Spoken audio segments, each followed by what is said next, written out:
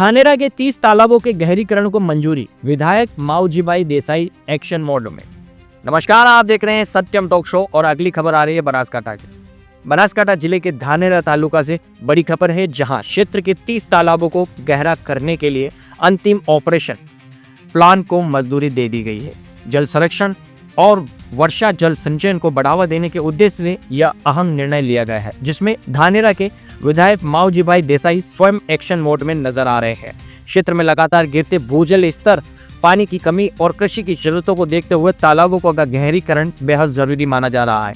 इस योजना के तहत वर्षा का जल अधिक संग्रह संभव होगा, जिससे गांवों के कुओं और बोरवेलों के जल स्तर में सुधार होगा। विधायक माऊजीभाई देसाई की अधिकारियों के साथ बैठक, तालाबों की स्थिति और कार्य योजना पर चर्चा आई है, जिसमें बैठक में कार्य की गुणवत्ता, लागत और समय सीमा को लेकर विस्तार से चर्चा की गई है।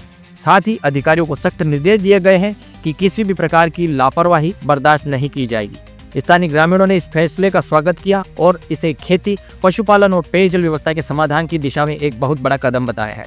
धानेरा का तालुका में जल संरक्षण को प्राथमिकता देते हुए उठाए गए यह कदम आने वाले वर्षों में ग्रामीण विकास और पर्यावरण संरक्षण को नई दिशा देगा। धानेरा से रिपोर्ट आई है जोरा सोलंकी की ओर से। કેટલી ભાગીદારી આપની સંસ્થાની રહેશે દરેક તળાવની? અમે લગભગ 4.5 થી 4 લાખ રૂપિયા ખોદકામ માટે અમે ખર્ચ કરીશું અને એમાં ધારાસભ્યશ્રી છે એમની ગ્રાન્ટ પણ આવશે અને બાકી ગામની ભાગીદારી, જે માટી ઉપાડવાનું કામ છે ગામ લોકોને, ગામની તૈયારી તો ઘણી સારી છે। એ લોકો કદાચ મારા ખ્યાલથી ખોદકામ માટે પણ વધારે ખર્ચ કરે એવું અત્યારે તો લાગી રહ્યું છે અને કરવું જ જોઈએ, કેમ કે તળાવો અમે તો એને ધરતીની રક્તવાહિની કહીએ છીએ। જેટલા તળાવો ઊંડા થશે, પાણી ભરાશે અને તળાવ જળ એટલે આપણું ભૂગર્ભ જળ રિચાર્જ થશે તો મહત્તમ ખેડૂતોને ફાયદો થશે। 30 ગામોમાં અમારે અત્યારે અમે ધાનેરા તાલુકાના નક્કી કર્યા છે, જ્યાં અમે 4-4 લાખ રૂપિયાનો ખર્ચ સંસ્થાગત રીતે કરીશું એને ઊંડા કરવા માટે। આજે ધાનેરા તાલુકા માટે જળ સંચય માટે કરી અને આપણે વિચરતી સમુદાય જે મંચ છે VSSM એમાંથી મિત્તલબેન પણ આવ્યા હતા અને સમગ્ર ધાનેરા તાલુકાના આગેવાનો અને સરપંચ બધાને બોલાવી અને જે પાણી માટેની ધાનેરા તાલુકામાં મોટી સમસ્યા છે એ માટે કરીને આજની મિટિંગ હતી।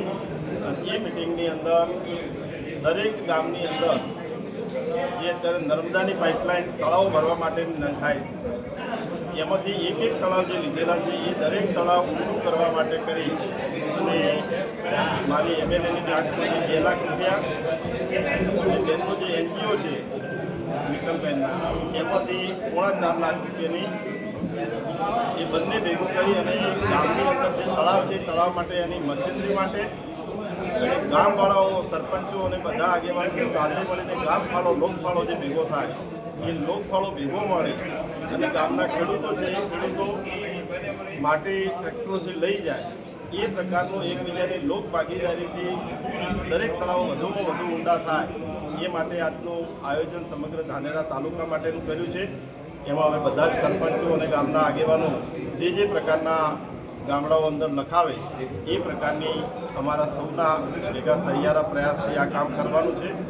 આ વિસ્તારની અંદર સૌથી મોટી સમસ્યા ધાનેરાની અંદર જે પાણીની છે એ સમસ્યામાંથી બહાર નીકળવા માટે અમે સૌએ સાથે મળી અને એમાં મિત્તલબેન એમનો NGO દ્વારા જે અમારા વિસ્તારની અંદર સાથ અને સહકાર આપ્યો છે, ત્યારે હું બેનનો પણ આભાર માનું છું અને અમે સૌએ લોકો ભેગા મળી, સરપંચો પણ સાથ આપે અને ગામવાળાઓ પણ સાથ આપે, એમની મશીનરી જે ટ્રેક્ટરો છે એ રેતી લઈ જવા માટે આપણને મદદ કરે એ પ્રકારનું કામ કરી અને આ તળાવો ઊંડા કરવાનું ભગીરથ કામ, પુણ્યનું કામ અમે સૌએ સાથે મળી અને હવેના સમયે શરૂઆત કરવાની છે। ભવિષ્યમાં ધાનેરા શહેરી વિસ્તારના પર જે તળાવો છે એમાં સાફ સફાઈ કરીને એને પણ ઊંડા કરવામાં આવશે, પાણી ભરવામાં આવશે?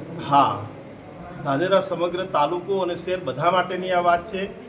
શહેરની અંદર પણ નગરપાલિકા દ્વારા અને ચીફ ઓફિસર જોડે મિટિંગ કરી અને ધાનેરા શહેરની અંદર પણ જે આજુબાજુ તળાવો છે એ તળાવોની અંદર આ જ પ્રકારે ઊંડા કરવાના, સાફ સફાઈ કરવાની, જે ઓળાઓ બંધ થઈ ગયા છે ઓળાઓ ખુલ્લા કરવાના અને ક્યાંક તળાવો ગામડાઓની અંદર દબાણોમાં છે તો દબાણોમાંથી પણ દૂર કરાય અને તળાવોથી પાણીનું લેવલ અંદર આવશે એટલા માટે બને એટલા તળાવો વધારે ઊંડા થાય દબાણ મુક્ત થાય અને વધુમાં વધુ પાણી આવે એ પ્રકારની સફાઈ કરી અને સમગ્ર ધાનેરા તાલુકો અને શહેરના તળાવોનું કામ કર્યું.